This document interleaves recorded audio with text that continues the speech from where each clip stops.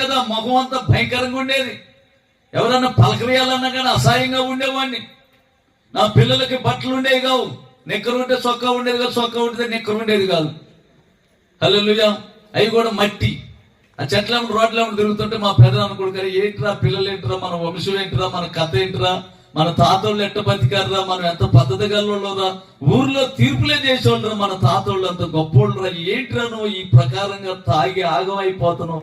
నేను మా పెదనాన్న కొడుకు నేను చెబుతున్నారా, నన్ను కూడా ఏమైనా కొడుతురా నువ్వు, లేనిపోయినా అంటే లేదు అన్నాయి అని చెప్పని అనుకుంటూ పోయేవాడిని. హల్లెలూయా.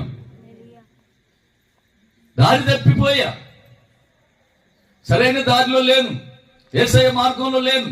అప్పుడు కాళ్ళు లేవు నాకు, చేతులు లేవు నాకు, కళ్ళు లేవు, చెవులు లేవు. చెవులు లేవు, కళ్ళు లేవు, కాళ్ళు లేవు.